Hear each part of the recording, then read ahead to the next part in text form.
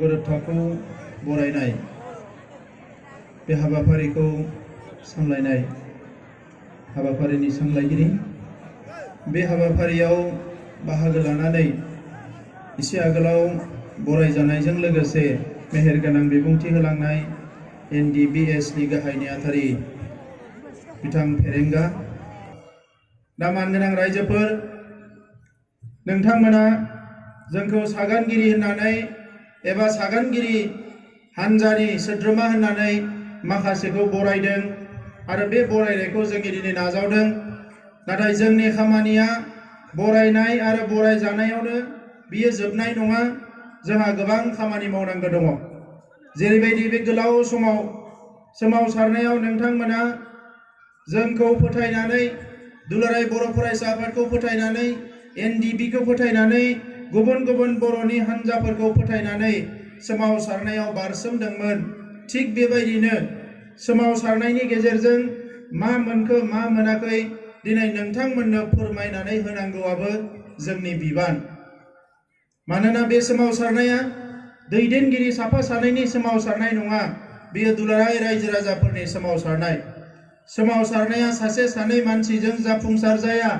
जेला मोनसे सोमावसारनायाव बे हारिनि गासैबो थाखोनि सुबुंफ्रा बारसोमो बाहागो लायो थोंजोङै खेंसालियै बे सोमावसारनायाव बयबो गासैबो बिथिंनिफ्राय गोसो मोदोम होनानै हास्थायनायजों लोगोसे बाहागो लायो अब्लासो सोमावसारनाया जाफुंसार जायो मानगोनां रायजोफोर नोंथांमोना जोबोद मोजाङैनो मिथिगौ बे सोमावसारनाया बर' हारिनि जिउखौ बर' हारिया थांना थानायनि जि जोंनि जिउखौ बिखौ गोलावनिफ्राय गोलाव खालामदों मोनसे समाव मालायनि सोबख'जानाय नासयजानाय गादबजानायजों बर' हारिनि थासारिया गाज्रिनिफ्राय गाज्रि जाबायमोन जेब्ला बै खोथाखौ बुजिनानै 1952 मायथाइयाव बर' थुनलाइ आफादखौ जोनोम होनानै राव थुनलाइ जौगानायनि हाबा मावनाय 67 मायथाइयाव दुलाराय बर' फरायसा आफाद आरो PTCAखौ जोनोम होनानै राजखान्थि मोनथाय आरो समाजखौ बायदिसिना जेंना जेंसिनिफ्राय बोस्रांनायनि हाबा मावनाय आरो बिनि उनाव फैनानै 1987 मायथाइयाव बड'फा उपेन्द्रनाथ ब्रह्मनि सुबुं दारा खान्थिजों गोख्रोङै मास पिपोलखौ लानानै रायजो राजाफोरखौ लानानै गणतान्त्रिक सोमावसारनानै आलादा रायजो बिनाय आरो बिनि उनाव NDB BLTनि हाथियार लानानै सोमावसारनाय बे गासैबो गोलाव समनि जारिमिनजों बर' हारिया दिनै नैबे थासारियाव फैनो हादों दा बेनिखायनो जोङो दिनैनि समाव बै जोहोलावफोरखौ गोसोखांनांगोन जाय जोहोलावफ्रा बर'नि मोनसे गोख्रों आफादफोरखौ दानानै हारि दानायनि हाबाफारिफोरखौ फोसावनायजों लोगोसे गावनि उखैहाब गांहाब गोबां खस्थ'नि गेजेरजों सेक्रिफाइस खालामनायनि गेजेरजों हारिनि थाखाय खामानि मावबोदों बै जोहोलावफोरखौ जोङो गोसोखांनांगोन दा मानगोनां रायजोफोर नैबे समाव आं बेखौनो बुंनो सानो बर' हारिया दिनै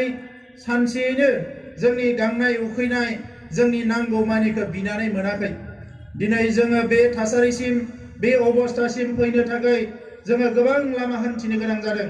बै 6 बोसोरनि सोमावसारनायाव बड'फा उपेन्द्रनाथ ब्रह्मनि दैदेननायाव 1135 जन मानसि थैनो गोनां जादों गोबां जिनाहारि जादों न' बां सावजादों BLTनि सोमावसारनायावबो गोबां मानसि थैदों NDBनि सोमावसारनायावबो रोजा मानसि थैदों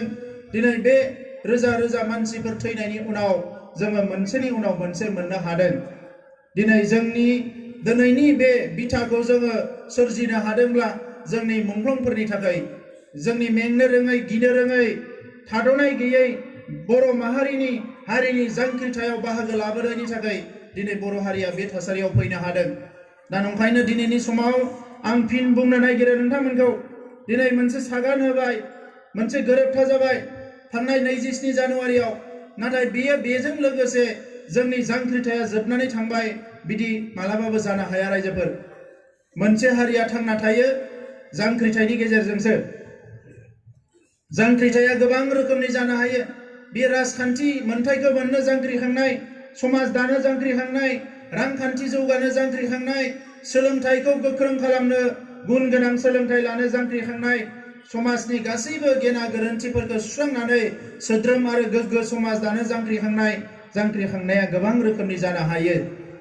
जाय समाज जाय माहारिया जाय जाथिया जाय हारिया दिनै मुलुगाव गोब्राब खामानि मावनो हादों, सोमावसारनो हादों, बे हारियासो थांनानै दङ आरो बे हारियासो थांना थानायनि जग्य होननानै आं सानो। दा बेनिखायनो मानगोनां रायजोफोर, जोङो दिनै जोंनि खोथा बाथ्राफ्रा लिडारफोरनि, माखासे राजखान्थि दैदेनगिरिफोरनि उल्थां फाल्थां जादों। सोरबा बुंदों बिसोरो माने कमप्रमाइज खालामबाय, सारेन्डार खालामबाय, बायदिसिना खोथाफोरखौ बुंनानै जों जेबो मोनाखै, बिटिआरआ जेबो नङा, आमुक तामुक बायदिसिना बुंनानै दिनै रायजो राजाफोरनि गेजेराव गुलाय गुजाय खालामनो नागिरदों। नाथाय जोङो बेखौ मोजाङैनो मिथिगौ। जोङो बिएसि सुक्ति खालामनाया जेबो जायाखै होननानै मालाबाबो बुङाखै, बिटिसि सुक्तिया जेबो जायाखै होननानै मालाबाबो बुङाखै, दिनै बिटिआर सुक्तियाबो मालाबाबो जोंनो जेबो लाबाखै होननानै रावबो बुंनो हानाय नङा। बै समनिफ्रायनो जोंहा थांखिमोन, जोंनि सुथुरफ्रा जिहेतु जोबोद गोख्रोंथार, जोंनि फिसा फिसा जेंनाफोरखौबो जांख्रिखाङालासिनो, सोमावसारालासिनो, थै होआलासिनो, गोलोमदै बोहैयालासिनो होनो नागिरा। दा नंखायनो आगानसे आगानसे दावथ्रोदलांनानैबाबो थांखियाव सहैनांगोन होननानै जोङो जोंनि हारिनि दैदेनगिरिफ्रा खामानि मावबोदोंमोन। 1993 मायथाइयाव बै समनि जि गोरोबथा, बै समनि थाखाय बेनो मोजां गोरोबथामोन। मानोना बे गोरोबथाखौ खालामाबा बर' हारिनि अबस्थाया गाज्रि जाबायमोन। बेनो बै समनि मोनसे मोजां गोरोबथामोन। उनाव नुबाय बे गोरोबथाजों गांनाय उखैनाया सुफुंजानाय नङा।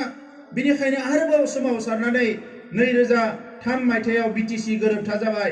आरो बै समनि बेनो जोंनि मोनसे गोनां गोरोबथामोन, जायनि थाखाय दिनै बिएलटिजों बे गोरोबथाया जादोंब्लाबो दुलाराय बर' फरायसा आफाद, बर' साहित्य सभा, जेसेबां आफादफोर दङ बेखौ मदद होदोंमोन। मानोना बै समनि थाखाय बेनो मोनसे मोजां गोरोबथामोन। आरो बिनिफ्राय फैनानै बे गोरोबथाजों जाजोबनाय नङा, बे खोथाखौ बुजिनानै बेराफारसेथिं एनडिएफबिनि जि सिजफायार जानाय गोलाव सोमावसारनायनि उनाव बेखौबो मोनसे फिनिशिंआव लाबोनांगौ होननानै एनडिएफबि, एबसु, जयेन्ट एक्सन कमिटि बायदिसिना राजखान्थि हान्जा गोरोबलायनानै, सानलाय हलाय खालामनानै, सानसुमैफोरनि बोसोन लानानै जोङो खौसेयै सोमावसारबोदों। आरो सोमावसारनायनि गेजेरजोंनो जोङो नायबोदों, जोङो सोमावसारनायखौ बेसेबां गोलाव लांनो हागोन आरो हाया, बेजों जोंहा मा लाब जागोन आरो जाया, हारिनि थाखाय बबे बेस्ट मोनसे खामानि जागोन, बेखौ जोङो नायबोदों। आरो बे नायनानै फैयै फैयै जों नुबाय दिनैनि समाव मोनसे सम जाबाय। बे समाव बे गोरोबथाखौ खालामाबा गोरोन्थि खालामनाय जागोन। बिनि थाखायनो दिनै मोनसे सम आरो थासारिनि खावलायनायखौ लाखिनानै बर'नि जेसेबां हाथियार लाग्रा हान्जा बिथांमोना थांनाय सिजफायार जानाय 14 बोसोराव बायदिसिना थासारियाव गोग्लैनानै मोनसेनि उनाव मोननै गावस्रानो गोनां जादोंमोन। दिनै गुबुन सुथुरफ्रा जोंखौ थेर बेथेर खालामनो नागिरो, गावस्रा होनानै बिदा फंबायनि गेजेराव नांलाय खमलाय लाबोनो नागिरो। बै थासारिखौ बुजिनानै नैबे गोरोबथाखौ खालामनो गोनां जादोंमोन। आरो दिनै बे गोरोबथाखौ जों सागान होगिरिफ्राल' मोजां होननानै बुंदों बिदि नङा। दिनै भारत सरकारनि प्राइम मिनिस्टारा फैनानै बुंदों बियो बेसेबांबा मोजां मोनसे गोरोबथा। दिनै इन्डियानि मानसिफ्रा, भारतनि मानसिफ्रा बर'फोरनिफ्राय सोलोंनांगौ होननानै बुंदों। माबायदि गोजोनखौ लाबोयो, माबायदि खौसेखौ लाबोयो, माबायदि जेंना सुस्रांनायनि लामाखौ सङो, बेखौ बर'फोरनिफ्राय सोलोंनांगौ होननानै भारतनि प्राइम मिनिस्टारा क'क्राझाराव फैनानै दाख्लै बावै बुंदों। बियो बेसेबांबा गिदिर खोथा, बे फिसा खोथा नङा रायजोफोर। दिनै मुलुगाव नायदो, बुहुमनि बयनिख्रुइ देरसिन जेंनाया मा? हारिनि गेजेराव दाङाबाजि, हादोरनि गेजेराव दाङाबाजि, सानफ्रोमबो गावलायलायनाय, बमा बारुद बुथारलायनाय। दिनै इन्डिया, पाकिस्तान, दिनै जोंनि खाथि खाला थानाय माखासे हादोरफ्राव बे जेंनाफ्रा जागासिनो दङ। दिनै आरबनि माखासे हादोरफ्रावबो जागासिनो दङ। गुबुन गुबुन मुलुगनि हादोरफ्राव बे दाङाबाजियाव सानफ्रोमबो बेसेबांबा बुरजा मानसि थैगासिनो दङ। मोनफ्रोमबो सेकेन्डआव सासे सासे मानसिया दिनै बेबायदि दाङाबाजियाव थैगासिनो दङ। आरो दिनै मुलुगनि गिदिर गिदिर आफादफ्रा, हादोरनि गिदिर गिदिर आफादफ्रा, फसंथानफ्रा बेसेबांबा नारा नाथा नाजादों गोजोन लाबोनो थाखाय, हिंसा गैयै समाज दानो थाखाय, नाथाय नाजादोंब्लाबो दासिम मावफुंनो हायाखै। दा बेनिखायनो जोंनि जि बे गोरोबथा, जेराव हाग्रायाव दङमोन, गुबुन हादोराव दङमोन, जेलाव दङमोन, जाय गुबुन गुबुन जायगायाव दङमोन, सोरबा राजा लामायाव सोमावसारदोंमोन, बे गासैबो जे खौसे जानानै मोनसे गोरोबथा खालामनानै बर' हारिनि थाखाय माबा मोनसे लाबोनो हाबाय, बेखौ बयबो दिनै सोमोनांदों। बिनिखायनो बयबो बाख्नायदों। जोंनि नसुं सेरावनो नागाफोरनि सिजफायारा बेसेबांबा गोबाव जाबाय, दिनैसिमबो बिथांमोना मोनसे गोरोबथायाव फैनो हायाखै। जोंजों लोगोसे रायजो जाग्रा दिनै आलफाफ्रा सिजफायार खालामनाया बेसेबांबा गोबाव जाबाय बिथांमोनाबो जेबो गरन्थ'आव फैनो हायाखै नाथाय जोङो बर'फ्रा हारिनि गांनाय उखैनाय हारिनि जेंनाखौ बुजिनानै हारिनि थासारिखौ बुजिनानै नैबे मोनसे गोरोबथाखौ खालामनानै जों आरोबाव आगानसे दावगाबोनो हाबाय बे जोंनि हारिनि थाखाय बेसेबांबा गिदिर बाथ्रा बुंनो नागिरदों सोरबा सोरबाया बिटिआरआ जेबो नङा दिनै बिटिआरआनो बेसेबा गिदिर खोथा नोंथांमोना खोनादों नर्थ इस्टार्न रिजन मोनसे ओनसोल मोनसे दिल्लीयाव दङ NCR national capital region north इस्टार्नआ मोनसे रिजन होननानै बुंदों मोनस्नि रायजोखौ लानानै मोनसे रिजन आरो जोंनियाव दिनै बड'लेण्ड टेरिटरियेल रिजन जों हारसिङैनो मोनसे रिजन बेयो बेसेबांबा गोजौ दिनै सोरबाया गावनि राजखान्थि मुलाम्फानि थाखाय बेखौ नंखाय होननानै बुंनो सानदों नाथाय दिनै मुलुगनि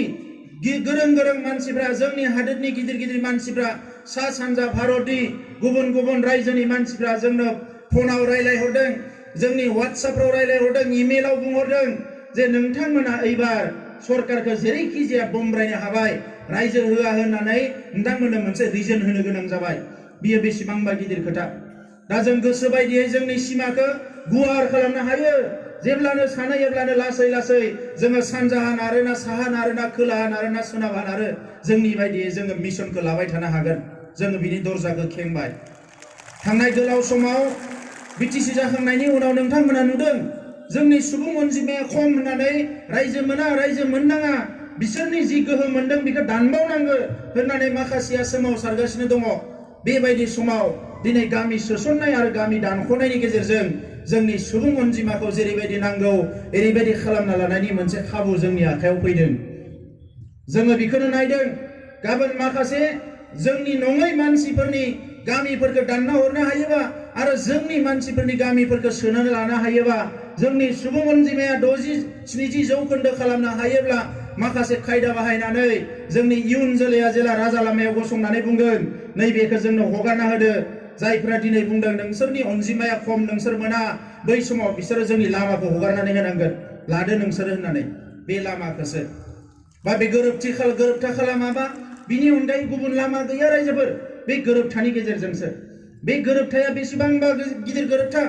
बे गोरोबथानि गेजेरजों दिनै हाग्रानिफ्राय गुबुन हादोरनिफ्राय जोंनि जोहोलावफ्रा न'आव फैनो हानाय खाबु मोनबाय जोंनि जोहोलावफ्रा जेलनिफ्राय लासै गसिगोन बिनि थाखाय मोनसे खाबु मोनबाय बेवहाय दिनै गावथार जाहां गाबोन गावथार जाहां हाग्रायाव जोंनि सेंग्राफ्रा दङमोन बिसोरो जिउखौ लानानै न'आव फैनो हाबाय गावनि बिमा बिब' बिनानाव फंबायफोरजों दिनै रोजो रोमो संसार जानायनि लामाया फैबाय दिनै जोंनि न'खराव जोंनि गामियाव 30 बोसोरनिफ्राय फुंनि मोनानि पुलिस मिलिटारिया जोंनि ओंखाम जानाय दै लोंनाय खहाबा जोंनि नसुं सेर बेरायबाय थायोमोन जोंनि टेलिफनाव रायलायनो हाया हर जाबा लामानिफ्राय मटर साइकेल सालायना फैयोबा सेंग्राफोरखौ लाइमोनफोरखौ टर्चार खालामो नाथाय बे गोरोबथानि उनाव 24 घन्टा जोङो बेरायनो हागोन जोंखौ रावबो आसि थुनानै बुंनो हानाय नङा नों उग्रपन्थी होननानै बे माबायदि मोजां गोरोबथा जायाखै जानो हागौ रायजोफोर दिनै जोंनि न'खरावनो जोङो गिलुं थानो गोनां जायोमोन दिनै जोङो बिखाफोर दानानै 24 घन्टा जों खामानि मावनो हासिगोन जोंनि गोसो बायदियै जोङो बेरायनो हासिगोन आलासि जानो हासिगोन सासेया सासेखौ खौरां लानो हासिगोन बे जोंनि थाखाय बेसेबांबा गिदिर खोथा बेजों लोगोसे बिएससि बिटिसिआव थाबोनाय बाहेरनि जि बर'फोर बिथांमोनाबो दिनै मोनसे काउन्सिल मोननो हानाय गोहो फैबाय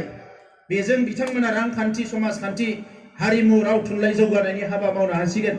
बे गोरोबथानि गेजेरजोंनो अल इन्डियायाव थानाय जेसेबां बर'फोर बिसोरनि राव थुनलाइ हारिमुनि रिसार्च खालामनो हानाय स्टाडि खालामनो हानाय गभर्नमेन्टनो माखासे रिकमेन्डेसन होनो हानाय बेंगलाव नैखौ मावनांगौ बेंगलराव नैखौ मावनांगौ त्रिपुरायाव नैखौ मावनांगौ गभर्नमेन्टनो बुंनो हानायनि गोहो मोनबाय जोंहा बे गोरोबथानि गेजेरजोंनो टफि गोजाफोरखौ एसे एनैबाबो जोङो ओरै खालामनो हानायनि लामा मोनबाय थांनाय समाव टफि गोजाफ्रा जोंखौ दादागिरि खालामबोदों बिटिसिआव बे गैयामोन नाथाय दायो जोङो सोरबा मोजांबा नों था गाज्रिबा नों थां होननानै बुंनो हानायनि गोहोखौ नैबे गोरोबथायाव मोनबाय जोंनि डिसि सिभिल एसडिअफ्रा जोंनि बायदियै सोलिनांसिगोन जोंनि खामानिखौ मावना होनांसिगोन सिगां सोरबा डिसिआ जोंनि खामानिखौ जों बुंनाय बायदि मावाखैमोन नाथाय दिनै बे गोरोबथानि गेजेरजों डिसिखौ सामलायनो हानायनि गोहोखौ जों मोनबाय बिथांमोना जोंनि बायदि खामानि मावनांसिगोन माखासे खामानियाव जोंनि बायदियैनो बिथांमोना थांनाय फैनाय मावनाय दांनाय गासैखौबो नायनांसिगोन बे गोरोबथानि गेजेरजोंनो जेसेबां बर' बिजोंनि फरायसालि दङ मैया जानाय ना दाख्लै जानाय बेजों खोथा गैया 27 जानुवारिनि सिगाङाव गायसननाय जेसेबां फरायसालि दङ बे गासैबो प्रभिन्सियेलाइज जानांगोन होननानै लिरनानै लानानै फैबाय खनसेयावनो फोजोबनो थाखाय बिटिसिनि बिटिआरनिल' नङा बिटिआरनि बाहेरनि बर' बिजोंनि फरायसालिफ्राबो कलेजफ्राबो बेवहाय माने प्रभिन्सियेलाइज जानांगो लेक्सारार मोननांगो बे खोथाफोरखौ लिरनानै लाबोनाय जाबाय बेजोंनो दिनै जोङो माखासे आरोबाव बर'नि राव थुनलाइनि बाथ्राफोरखौबो फिनिशिंआव लाबोनो हाबाय रांखावरिनि थाखाय स्टेट गभर्नमेन्टनि आथिं सानफ्रोमबो स्टेट गभर्नमेन्टनि सायाव सोनारनो गोनां जायोमोन नाथाय नैबे गोरोबथानि उनाव जोङो मिरुनिफ्राय थोंजोङै राङारि अनसुंथाइ मददफोरखौ मोननायनि लामाया गेंबाय बियो हयथ' मास मोनसे मोननै जागोन एमेन्डमेन्ट जानायाव बिनि उनावनो बे लामाया जोंहा गेंबाय दिनै जि फसंथानफोरखौ गोदो बड'फा उपेन्द्रनाथ ब्रह्म मोना बिबोदोंमोन जोंनि आफादफ्रा बिबोदोंमोन 30 बोसोर सिगाङाव सेन्ट्रेल इउनिभारसिटि नांगौ होननानै सेन्ट्रेल इउनिभारसिटिखौ लांबाय सिलचराव सेन्ट्रेल इउनिभारसिटि लांबाय तेजपुराव नाथाय जोङो खेबसेयावनो गंब्रै इउनिभारसिटि बिनानै लाबोबाय गंसे गंनै नङा गंब्रै मेडिकेल कलेज जोङो बिबाय थादोंमोन मोनाखै खेबसेयावनो जोंनो मोननै होनो गोनां जाबाय मोनसेया चिराङाव नर्थ इस्ट रिजनेल जि मोनसे मेडिकेल साइन्सनि इनस्टिट्यूट जोङो बेखौ बेवहाय बिनानै लाबोनो हानाय आरो तामुलपुराव मोनसे मेडिकेल कलेज आरो केन्सार हस्पिटाल बिनानै लाबोनो हाबाय जोङो हस्पिटालल' गायसनबा जानाय नङा दिनै जोंनि मानसिफ्रा गोबां केन्सार बेरामाव गोग्लैदों जायफ्रा फैसा गैया भेलराव थांनो बेंगलराव थांनो दिनै जोंनि जायगायावबो बिनि सुबिदाखौ नांगौ जोङो बेखौ खाबु लानो हादों माखासे रेल कच फेक्टरि जोङो मोननो हाबाय जेराव जोंनि हाजार मानसिया खामानि मावनानै जानो हागोन बे माखासे खामानिया खनसेयावनो जाफुंबाय मानगोनां रायजोफोर दा बेनिखायनो सोरबा बुंनाय बायदि बेवहाय जेबो गैया बिदि नङा दिनै सालबारियाबो बड'लेण्ड सोमावसारनायाव माखासे जारिमिनारि रल लाबोदों बै समाव माखासे मुंफोरखौ मख'नाय जादोंमोन नैबे फसंथानखौ नैयाव हो नैबे फसंथानखौ नैयाव हो नाथाय जोबनाय फारसे माखासे जायगा मख'नाया बेवहाय थालांदों दा नंखायनो जेफोर जायगा मख'यै मोजां फसंथान दङ बिनिनो मोजां फसंथानफोरखौ दिनै सालबारियावबो जोङो गायसननांगोन बे सेन्ट्रेल जा बे स्टेट जा मानोना जोंनि ओनसोला जौगालांनांगोन रायजोफोर दा नंखायनो बेवहाय गासैबो दङ गैया होननाय जेबो गैया गुबुन हारिफ्रा जोंखौ बुंबाय थायोमोन नोंसोरनि गावनिल' सानग्रा ओंखायनो नैबे गोरोबथायाव बिथांमोननि थाखायबो जों माबा माबि बिनानै लाबोदों बिथांमोनाबो गोजोनथोंसै मानोना इयुननि लामा हान्थिनायाव बिथांमोननि बिश्वासखौ जोङो देरहानो हानांगोन बिथांमोनजों गोरोबनानै जोङो खामानि मावनो हानांगोन अब्लासो जोंनि इयुननि लामा हान्थिनाया सु गैयै जागोन अर गैयै जागोन जोङो गोजोनजों जोङो दावगालांनो हागोन दा नंखायनो रायजोफोर जोंहा दिनै बेसेबांबा गोब्राब नाजानायजों मोनसेनि उनाव मोनसे मोनबोदों आरो दिनै बेवहाय नेगेटिभ उल्टां फाल्टां साननायनि जेबो लामा गैया रायजोफोर दिनै सोरबा लिडारफ्रा राजखान्थिगिरिफ्रा जोंखौ बुंदों फानबाय बायबाय बिखौ गोजौआव मुजुयोबा गावनि खर'आव गोग्लैयो होननाय बायदि जायो नोंबो सिगां फानदोंमोन नामा नोंबो सिगां सोरजोंबा बायजादोंमोन नामा जोङो नोंखौ आसि थुनो नागिराखै जांख्रिथायनि जारिमिनाव जोंबो दिनै नुनो मोनबाय राजा लामायाव रेल लामायाव 12 घन्टा उखै जानानै जेला थायो सानबा गाहाम जों जेला हांगार स्ट्राइक खालामो जोंनि लोगोफ्रा उनथिं नायहरनो हाया जादोंमोन गाबदोंमोन जोंनि एनडिपि प्रग्रेसिभनि लिडार दङ सानबा गाहाम थादों उखै जानानै जों क'क्राझाराव सासेया सासेनि मेगनखौ नायोबा मोदै ओंखारो मानोना बर' मानसिफ्रा ओंखाम उखै जानानै थानो हाया माने थेवबो सानबा 6 दिन हांगार स्ट्राइक खालामनानै गभर्नमेन्टआ जोंखौ लिंहरनो गोनां जादोंमोन जों रायलायदोंमोन सोमावसारनाया गोब्राब सोमावसारखांनानै जेला टेबोलाव अफिसारफोरजों नांलायो बे आरो गोब्राबाव लोङा जाया नांलायनाया बेसेबांबा गोब्राब आरो आंथ' बिराद रागा जोंनो मोजां मोना मानसिया सोरखौबा रागा जोंनो हाया नाथाय हारिनि बाथ्रा बुङोबा बोरैबा सिंनिफ्राय एसे गुदुं जाबोयो जि नांलायनांगोन नांलायनो हानाय जायो जोङो थांनाय समाव बोसोरथामनिफ्रायनो बेफोर खामानिफोरखौ जेरैखि जाया सुस्रांनायनि लामाखौ बरननो नाजाबोदों दिनै जोंहा लिडारा बुंदों एबसुआ जेबो मिथिया होननानै आरो दा बुंलायबाय एबसुआसो साइन खालामहोदों जेबोआनो गैया होननानै साननैसो सिगाङाव बुंबाय एबसुआ जेबो मिथिया आरो दा बुंलायबाय एबसुआसो साइन खालामहोदों बेयाव जेबो गैया होननानै थारमाने बियो जेबोखौनो मिथिया जों जे नैबे थासारियाव बोरै फैदों एनडिबिआ सिजफायार खालामजेननायाव लै सै खालामदोंमोन एबसुखौबो एनडिबिजों रायदावबानो दाय जायोमोन नाथाय जोङो बेखौ नेवसिनानै बर' हारिनि सार्थआव बिदा फंबायनि गेजेराव खौसे लाबोनांगोन दा जुजिबोनानै नैबे थासारिसिम फैनो हादों आरो बेवहाय बै बखिग्रा लिडारफोरा 1% जेबो कन्ट्रिबिउसन गैया बिथांमोना दिनै हारिखौ बेले बेजेल' खालामनो नागिरो दा नंखायनो रायजोफोर नोंथांमोना खस्थ' खालामनानै दिनै बिटिआर लाबोदों बे बिटिआरआ नोंथांमोननि बिथांमोना बिटिसि लाबोदों होननानै बिटिसिखौ बिथांमोना गावसोरनि लुबैनाय बायदि जाबाय लोंबाय रंजाबाय बिटिआरआ खिन्थु नोंथांमोननि ओंखायनो बे बिटिआरआव जाय सरकार फैनांगौ बेखौ नोंथांमोनासो थिग खालामनांगोन बे सरकाराव जोंहा दिनै हाजिरा मावनानै जाग्रा थेला नारनानै जाग्रा गासैबो जायगा मोननांगोन बे बिटिआर माने जि सरकाराव जोंनि फिथा फाननानै जाग्रा जि फाननानै जाग्रा आइजोफ्राबो जायगा मोननांगोन मानोना बे 30 बोसोर 40 बोसोर गोब्राब नाजाबोनायनि खस्थ' खालामनायनि फिथाइखौ जोंनि रायजो राजाफ्रा लानो हानायनि सम जाबाय ओंखायनो लिडारफोरनि सरकार जानाया जोब्बाय एबार बेबायदि लिडारनि सरकार नङा एबारनि सरकारा रायजो राजानि सरकार जानांगोन आरो जि मोनगोन रायजो राजाया मोननांगोन जोङो बेखौनो लुबैयो रायजोफोर आङो 15-20 बोसोर एबसुनि खामानि मावनानै बर'नि गामि गामि बेरायनानै जेखौ नुबोबाय जोंनि रायजो राजाफ्रा जोंनि फंबाय बिनानावफ्रा जोंनि लाइमोनफ्रा बेसेबांबा अनसुला नोरोम आखुनि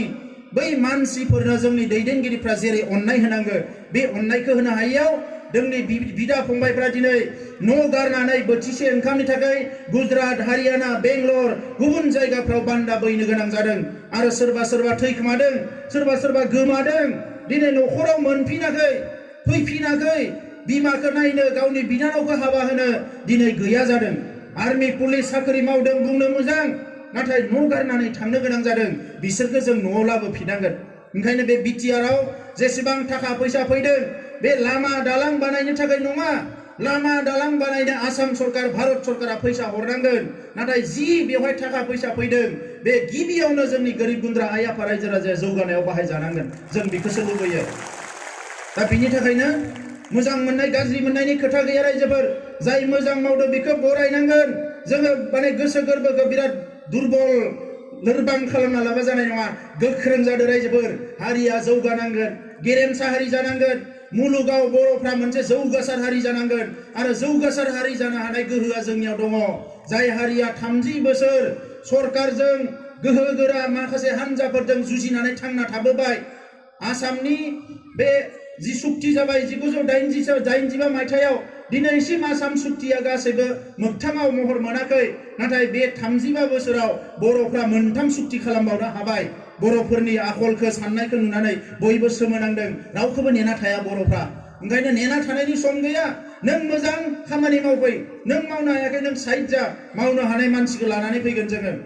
आरो बिनिखायनो दिनै सोरबाया MCLA दारायगोन मा दारायगोन बेखौ जोङो नायनांगोन बियो लेखा गोरों नंगौना नङा साननाय हनाया मोजां नंगौना नङा हानजाया मा दोलोआ मा बेजों नङा साननाय हनाया जाय मोजां खामानि मावनो हानाय जायहा गोहो दङ बेखौनो लाबोनानै जोङो चान्स होनांगोन खाबु होनांगोन खामानि मावनो हानाय जानांगोन जोंबो एसे भाइब्रेन्ट जानांसिगोन आमखाया बुंनाय थुमखाया बुंनाय बेफोर खोथाजोंल' जानाय नङा पेपाराव मा फैदों टिभियाव मा फैदों खौरां बिलाइयाव मा फैदों मुलुगा बबे लामाजों दावगालांदों बेखौ एसे नोजोर होनांगोन रायजोफोर जोंहा दिनै सम गैया मालाय हारिफ्रा बेसेबांबा जौगालांबाय जोंनि सोलोंथाइया गोग्लैसोबाय जोंनि रांखान्थिया गोग्लैसोबाय जोंनि ओनसोलफ्रा जायगाफ्रा गामिफ्रा दिनै गोग्लैसोनाय बायदि जानानै थाबाय बेखौ जों थाबैनो दाफामफिननांगोन आरो बिनि थाखाय जों खामानि मावनांगोन ओंखायनो आं लाइमोनफोरखौ खावलायदों जायफोरा स्कुल कलेज इउनिभारसिटियाव दङ गोसो होनानै फराय आरो माबा नङा माबा मोनसे राहा लामा बरननो नाजा गावनि जिउआव आरो जायफोर फरायनो गारबाय एक सेकेन्डबो जनानै थानो नाङा माबा नङा माबा खामानि माव खामानि मावबासो हारिया जौगागोन खामानि मावाबा हारिया जौगानाय नङा दिनै जोंनि गेजेराव गेलेनायाव गोग्लैसोनाय गैया गेलेनायाव जोंनो सिगां हारिमुआव जोंनो सिगां गासैबो खामानिया जोंनो सिगां बेसेबांबा दुं दुं हाव हाव गाज्रि थासारियावबो भारतनि मोजां मोजां इउनिभारसिटिफ्राव सासे नङा सासे बर' गथ'आ फरायनानै दङमोन रिसार्च खालामनानै दङमोन आरो दिनै मोजां मोजां इनस्टिट्युटफोर IIM IIT माने दिल्ली इउनिभारसिटी JNU जिफोर मोजां मोजां इउनिभारसिटिफोर फरायसाफोर माने फसंथानफोर दङ बेवहाय 10 जन 15 जन 20 जन जोंनि फरायसाफ्रा दिनै रिसार्च खालामदों हायार इडुकेसन लागासिनो दङ दा थासारिया मोजां जाबाय नेना थानो सम गैया फरायग्राया मोजाङै फराय, आबाद मावग्राया मोजाङै माव, समाज सिबिग्राया मोजाङै सिबि। आरो नैबेनो जोंनि बर' गेरेमसा हारि दानायनि सबसे गिदिर मोनसे रिभलिउसनखौ जों जागायनांसिगोन दायो। आरो आखल आखुआ सोद्रोम जानांगोन। जौ जुवाजों गफबनानै थाबा जानाय नङा। गाज्रि साननायफोरखौ नागारदो, गुबुन हारिफोरखौबो बोजबनो नाजादो, आखल आखुखौ गुवार खालामदो। बर' हारिनि आखल आखुआ साननाय हनाया गोदोनिफ्रायनो गुवारखा, मालायासो नारसिबनानै बेखौ धंस खालामनो नागिरदोंमोन। ओंखायनो आङो एनडिपिनि दैदेनगिरि बिथांमोनखौ मावथिफोरखौबो खावलायगोन, बिथांमोना मोनसे समाव हारिनि थाखाय दिनै जिउआ थाङोना गाबोन जिउआ थाङो मिथिया, हाग्रा बंग्रा बेरायनानै बायदिसिना खस्थ' खालामनानै खामानि मावनानै दिनै बेसिम सफैबाय। अबंलावरिनि अननायाव बिथांमोननि जिउआ थाङाखिसै, हारिनि अननायाव दिनै बिथांमोना थांनानै थानो हाबाय। बोर सारस्रिनायाव आङो बिथांमोनखौ खावलायगोन, गाबोन समफोर गामियाव थांनायनि उनाव बै जेरै रेजिमेन्ट हिसाबै खामानि मावदोंमोन, जौ लोङाखैमोन, गाज्रि खामानि मावाखैमोन, न'आव थांनायनि गामियाव थांनायनि उनावबो गामिनि मानसिफोरखौ लानानै जाहाथे गोख्रों मोनसे समाज दानायाव बाहागो लायो। आरो बिथांमोननि जानानै आं रायजो राजानियावबो निमाहा बिगोन। सोरखौबा हयथ' रागा जोंफ्लांबाय, थाखा फैसा बिनानै सोरखौबा मालाबा माबा मोनसे बुंफ्लांबाय, नोंथांमोनाबो निमाहा होनांगोन आरो बजबनानै लानानै जों मोजां मोनसे समाज दानायनि हाबाफारि रनसायनांगोन। दा बेनिखायनो रायजोफोर, बेयाव खुनु कमप्रमाइज खोथा खालामनायनि खोथा गैया। बड'लेण्डआ जोंनि गोरबोआवसो थायो। सोरबाया बुंनाय बायदि बड'लेण्डआ ओरै जाबाय होननाय खोथा नङा। बड'लेण्ड होननाय सोदोबा बर' हारिनि थाखाय जोबोद मोनसे गोथार सोदोब, जायनि थाखाय BSC मोन बड'लेण्ड अट'नमास काउन्सिल, BTC मोन बड'लेण्ड टेरिटरियेल काउन्सिल, आरो दायो BTR जाबाय बड'लेण्ड टेरिटरियेल काउन्सिल। बे बड'लेण्ड होननाय सोदोबा जोंनि थाखाय बेसेबांबा गिदिर। मालायाबो बेखौ खिन्थु दिनै बजबबाय, मालायाबो दिनै बेखौ सन्मान होनो सोलोंबाय। मानोना बड'लेण्ड बिग्राफ्रा जे हिंसा खालामग्रा नङा, गोजोन नागिरग्रा, नैबे गोरोबथाजों फोरमान जाबाय। दिनै बयबो बेखौ बुजिनो हाबाय। ओंखायनो जोंहाबो बड'लेण्ड सोदोबखौ भारतआवनो था, BTR-आवनो था, अख्राङाव था, जेराव था, साफ्रोमबो फिसाया खिन्थु बर' फिसाया बिखायाव सोना लानांगोन। मानोना बर' हारिया थांगोन बेजोंसो। बड'लेण्ड होननाय लोगो लोगो जों खौसे जायो, थांना थानायनि गोहो मोनो, जांख्रिखांनायनि गोहो मोनो, सुथुरजों जुजिनो गोहो मोनो, गासिबो खामानि मावनो जोङो गोहो मोनो बे बड'लेण्ड सोदोबजों। ओंखायनो रायजोफोर, सोरबा राजखान्थि खालाम, बेफार फालांगि खालाम, जियानो खालाम, बे बड'लेण्ड सोदोबखौ जाहाथे साफ्रोमबो बर' फिसाया बिखायाव सोनानै लायो, आं बेखौ खावलायगोन। सोमावसारनाया दिनै राजा लामा, रेल लामानि सोमावसारनाया जोबथ'बाय साननैसोनि थाखाय, नाथाय हारि दानायनि सोमावसारनाया खिन्थु जोबाखै। बे खोथाखौ नोंथांमोना गोसोआव लाखियो। आरो सोरबा लिडारफ्रा गावनि राजखान्थिनि थाखाय उल्थां फाल्थां बुंनायफोरखौ खोमा होनांगौ जेबो गैया। जोंहा गावनि खामानिखौ गाव मावनांगोन, बेखौसो आङो नोंथांमोनखौ खावलायबाय। जोबथारनायाव फिन खेबसेबाव बे गोलाव सम सोमावसारनायाव गासैबो बिथिंनिफ्राय गोसो गोरबोजों, थाखा फैसाजों सम होनानै मदद खालामबोनाय सालबारि ओनसोलनि जोंहा सानसुमैफोर, जोंनि दैदेनगिरिफोर, गुबुन गुबुन आफादनि दैदेनगिरिफोर, प्रफेसारफोर, फोरोंगिरिफोर, गामि दैदेनगिरिफोर, रायजो राजाफोर, बयनिसिमबो आं खेबसेबाव गोसो गोरबोनिफ्राय खुलुमनाय सिबिनायखौ बावहरनानै आंनि दुलाराय बर' फरायसा आफादनि आं बारग' आफादगिरि जाबाय, थेवबो दुलाराय बर' फरायसा आफादनि जानानै आरो सोमावसारगिरिफोरनि जानानै नोंथांमोननो साबायखर बावनानै आंनि बुंनायखौ बेवहायनो फोजोबबाय। गोजोन्थों।